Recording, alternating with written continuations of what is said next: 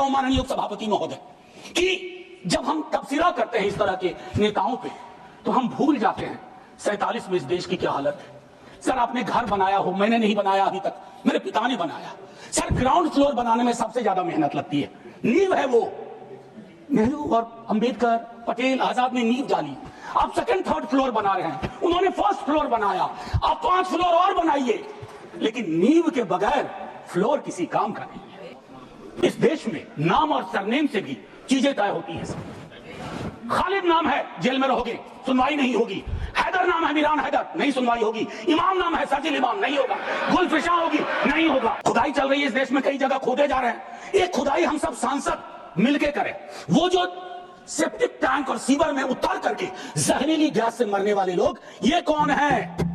ये हम एक हैं तो सेफ है में नहीं आते, ये हमारा हिस्सा नहीं है, इसी समाज का हिस्सा है। हाँ, ये अव्वल बात है कि हमारी जातिगत सीधी नुमा पदानुक्रम में वो नीचे आते हैं, उन पर गौर थोड़ा हम कम करते हैं, ये नहीं होना चाहिए। श्री निरंजन बीसी, श्री निरंजन बीसी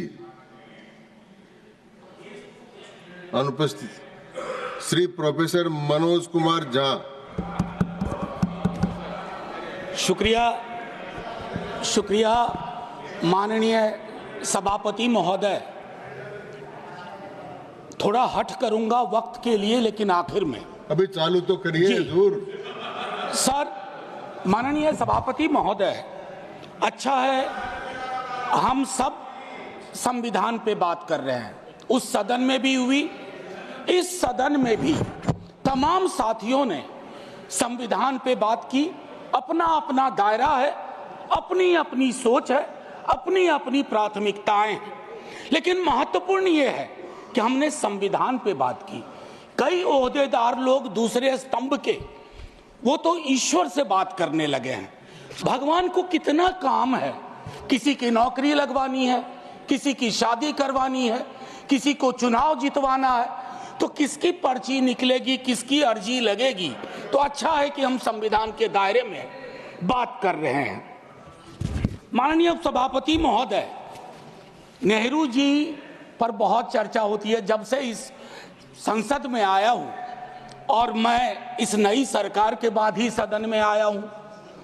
बचपन में सोचा करता था पार्लियामेंट पहुंचूंगा, लेकिन आज एक कन्फेशन करता हूं, हमेशा अपने को विपक्ष में देखता था, तो विपक्ष में ही हूं।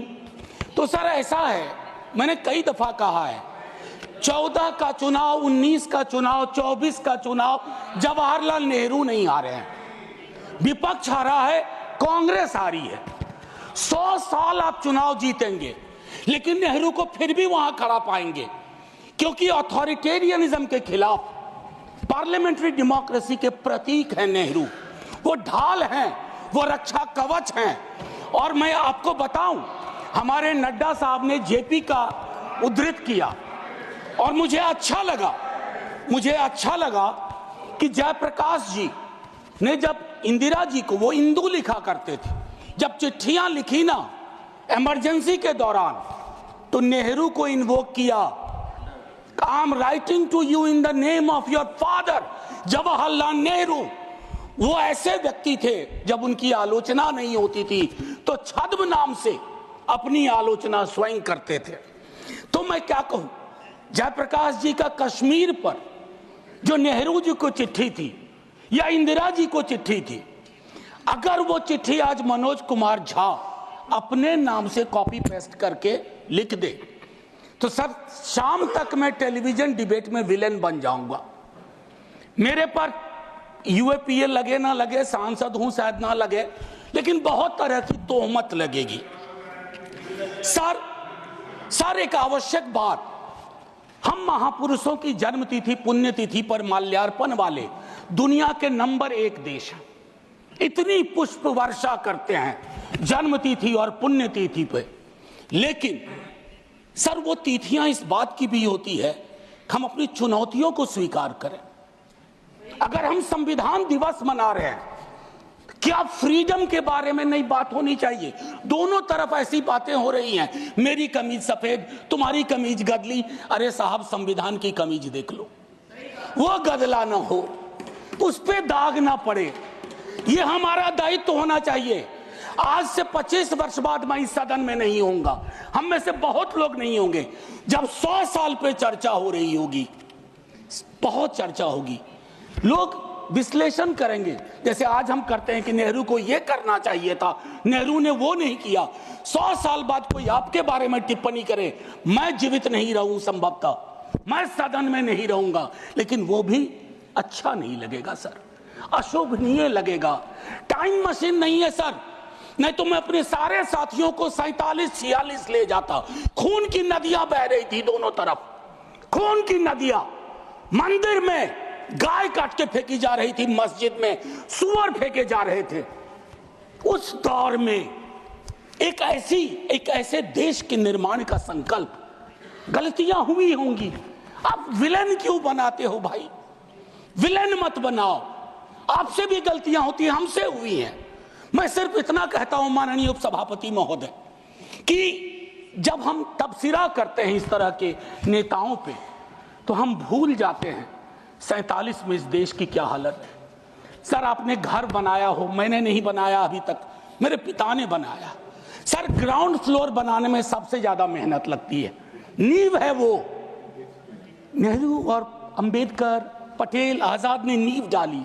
आप सेकंड थर्ड फ्लोर बना रहे हैं, उन्होंने फर्स्ट फ्लोर बनाया, आप 5 फ्लोर और बनाइए, लेकिन नींव के बगैर फ्लोर किसी काम का नहीं है, ये याद रहना चाहिए।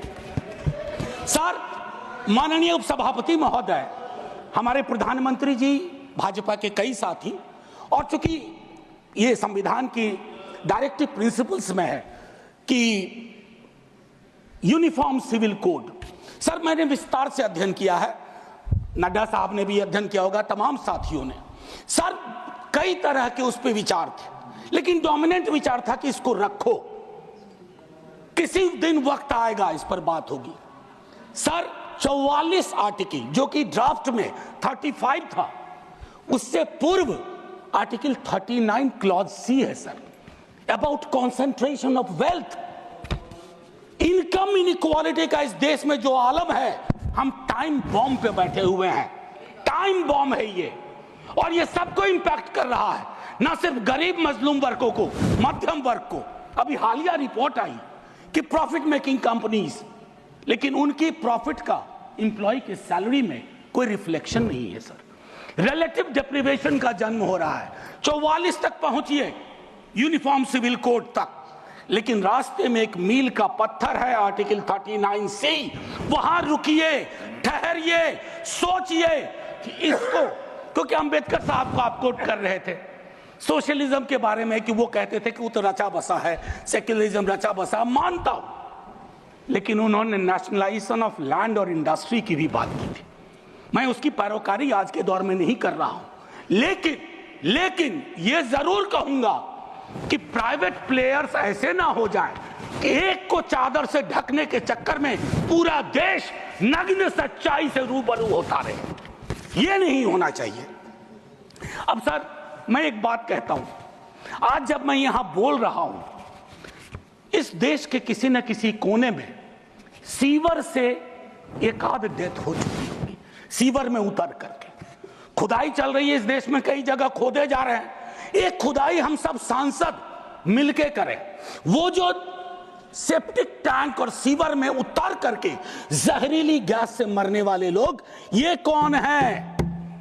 ये हम एक हैं तो सेफ हैं में नहीं आते, ये हमारे हिस्सा नहीं है, इसी समाज का हिस्सा है। हाँ, ये अव्वल बात है कि हमारी जातिगत सीढ़ी नुमा पदानुक्रम में वो नीचे आते हैं, तो उनके उन पर गौर थोड़ा हम कम करते हैं, ये नहीं होना चाहिए। और मैं समझता हूं कि फ्रीडम की जब बात हो तो हम मूल्यांकन करें। फ्रीडम में हाइफन नहीं होता है, फ्री के बाद डॉम नहीं, जैसे जॉर्ज ऑरवेल की किताब में था, all animals are equal but some animals are more equal than others. इस देश में नाम और सरनेम से भी चीजें तय होती हैं। खालिद नाम है, जेल में रहोगे, सुनवाई नहीं होगी। हैदर नाम है, मीरान हैदर, नहीं सुनवाई होगी। इमाम नाम है, सरजिल इमाम, नहीं होगा। गुलफिशा होगी, नहीं होगा। तो ये सारी चीज,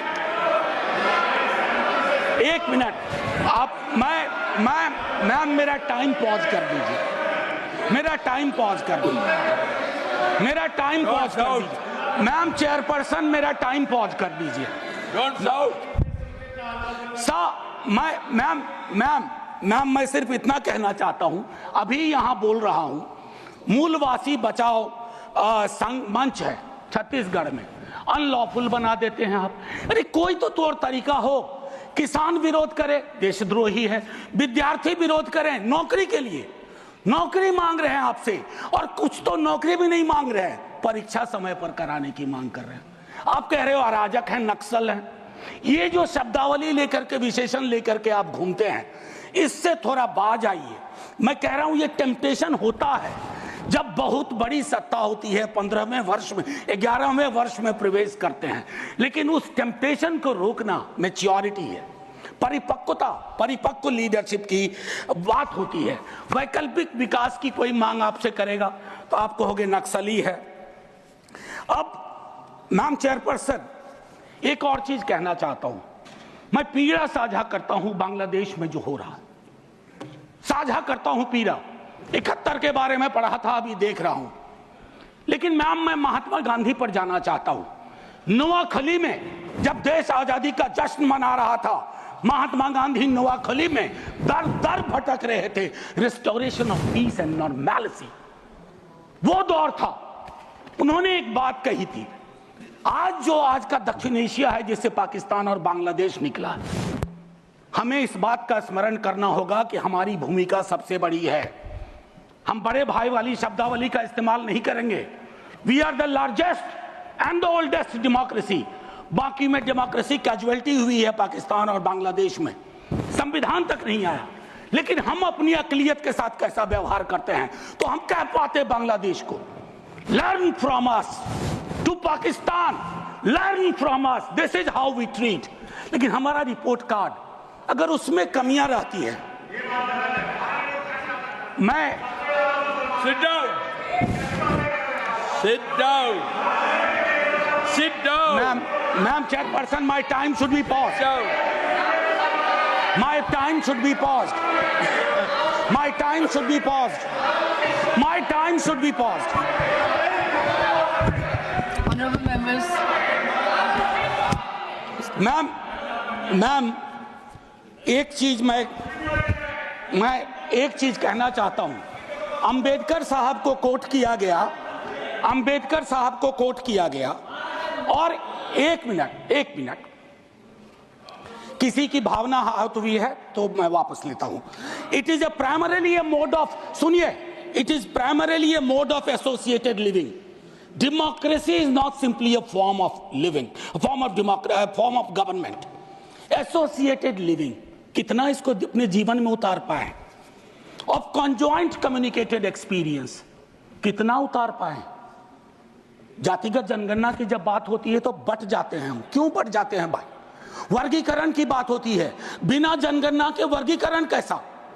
एनएफएस के माध्यम से एक नई रवायत का जन्म हो गया है। एक ओबीसी की लिस्ट में क्रीमी लेयर के इंटरप्रिटेशन के लिए आप राज्यों की समकक्षता, इक्विवेलेंस को एक ऑर्डर के माध्यम से छुपा देते हैं। आपका दोष नहीं भी दूंगा, कहूंगा कि अधिकारी वर्ग के अंदर अभी भी वो मानस है कि वो रिप्रेजेंटेशन से परेशान होता है, चिढ़ता है, उसको लगता है ये यहां कहां आ गए। अभी बिहार में सर्वेक्षण हुआ, कई लोगों ने कहा हम तो इतने कम नहीं हो सकते। विजिबिलिटी और न्यूमेरिकल स्ट्रेंथ में फर्क होता है। विजिबल आप इसलिए अपने को समझते हैं ज्यादा कि आप न्यायालय में हैं, आप विद्यालय में हैं, आप सड़क पे हैं, आप चौक पे हैं, आप चौराहे में हैं, तो आपको लगता हम तो बहुत, हमें कम क्यों दिखाया गया? उसके इस रिश्ते को हम सबको समझना होगा। मैम चेयरपर्सन, और जो मैंने कहा conjoint experience and associated living, together with that I'll take you for a minute to what Jawaharlal ji said in the beginning of objective resolution. उन्होंने कहा, और मैं हिंदी में तर्जुमा करता हूं, कि आज जब मैं यहां खड़ा हूं तो 5000 साल का अतीत मेरे सामने खड़ा है। मैं अभिभूत भी हूं, लेकिन मेरी चिंताएं भी हैं। इन चिंताओं और अभिभूत होने के बीच किस तरह के राष्ट्र का हम निर्माण करेंगे इस संविधान सभा के माध्यम से, मैं इस चुनौती को स्वीकार करता हूं अपने साथियों के साथ। और then he mentioned oath of tennis court. मैंने इस सदन में एक दिन कहा था कि 1789 के रेवोल्यूशन के बाद जहां से लिबर्टी, इक्वालिटी, फ्रैटर्निटी आया, जवाहरलाल जी ने कहा तब के बादशाह ने वहां कमरे बंद करवा दिए कि कॉन्स्टिट्यूएंट असेंबली नहीं बैठ सकती है। एक कमरे से दूसरा कमरा, दूसरे कमरे से बरामदा, और आखिर में टेनिस कोर्ट में पूरी की पूरी असेंबली बैठी और ओथ लिया। उसको कहते हैं ओथ ऑफ टेनिस कोर्ट। उन्होंने क्यों यह उदाहरण दिया कि हमारी डेमोक्रेसी में भी कभी इस तरह के चैलेंज आ जाए तो संसद इमारत की मोहताज नहीं होगी। संसदीय लोकतंत्र इमारत की मोहताज नहीं होगी, वो इबारत देखेगी। और इबारत में फर्क है। मैम आज मैंने कहा था हट करूंगा, 1.5 से 2 मिनट और चाहिए। अब मैंने कहा कि वन नेशन वन इलेक्शन की बात हो रही है, उस पर विस्तार से बोलूंगा जिस दिन अगर आया, अगर सिलेक्ट कमेटी को गया तो अलग बात है। लेकिन मैम इस देश में वन नेशन वन इलेक्शन था। नड्डा साहब ने कहा, मैं मानता हूं कई दफा क्या होता है जब आप कोट करते हैं, हमारी यूनिवर्सिटी में कहते हैं कि सेमी कोलोन के बाद किसी को कोट मत करो, उसको हम लोग कहते हैं पुअर साइटेशन, कि किसी को कोट किया। जैसे आपको उदाहरण के लिए मैम 30 सेकंड में कि मार्क्स ने कहा religion is the opium for masses, ऐसा कभी नहीं कहा मार्क्स ने। वो सेमी कोलन के बाद का एक सेंटेंस था, उन्होंने ये कहा is the Sai of oppressed, लेकिन सेमी कोलन के बाद का उठा करके कहा रहे रिलीजन के तो खिलाफ थे कार्ल मार्क्स। तो उसी तरह से साइटेशन के साथ दिक्कत है। मैं सिर्फ इतना कहना चाहता हूं, वन नेशन की वो साइकिल टूटी थी। वन नेशन वन इलेक्शन की साइकिल मिड 60s में टूटी। आज क्या गारंटी है, हम कैसे अगले चुनाव तक ले जाएंगे? Will it be a proxy governance? Then it won't it undermine the idea of will of the people? मैं समझता हूं कि इस पर विशद चर्चा हो और तभी जाकर के एक बस अभी तो 33 सेकंड लिया है, 1 मिनट और दे दीजिए। मैम चेयरपर्सन, तारतम्य तो थोड़ा टूट जाता है, फिर भी अपनी एक बात कह के खत्म करूंगा। बाबा साहब भीमराव अंबेडकर के बचपने का एक छोटा किस्सा। क्लासरूम में बैठे हुए थे सबसे पीछे, शिक्षक ने कहा चूंकि मैथमेटिक्स में बहुत अच्छे थे, आओ इसको हल करो। ज्यों ही वो बोर्ड की तरफ बढ़े, जितने कास्ट हिंदू अपर कास्ट के लोग थे वो दौड़ के बोर्ड के पास गए, क्योंकि बोर्ड के पीछे उनका टिफिन बॉक्स था। उनको लगा ये पोल्यूट हो जाएगा। मैम आज वो मान्यताएं नहीं हैं, लेकिन पोल्यूशन प्योरिटी की नई मान्यताएं आ गई हैं, एक्सक्लूजन की नई मान्यताएं आ गई हैं। और आखिरी में ऑस्विज एक जगह थी पोलैंड में, जहां जिसको सिर्फ गैस चैम्बर से मत समझिए, ऑस्विज के बनने में सालों की नफरत और घृणा थी, जिसका अंजाम ना सिर्फ जर्मनी में भुगता गया, पूरी दुनिया ने। तो ये नफरत घृणा, इस पर लगाम लगे ना तो हर मोहल्ले में ऑस्विज होगा। और आखिर में मैम, मैं आज जद पे अगर हूं, निशाने पे, मैं आज जद पे अगर हूं तो बदगुमान न हो, चिराग सबके बुझेंगे, ऐसी हवा किसी की नहीं होती। शुक्रिया मैम, जय हिंद।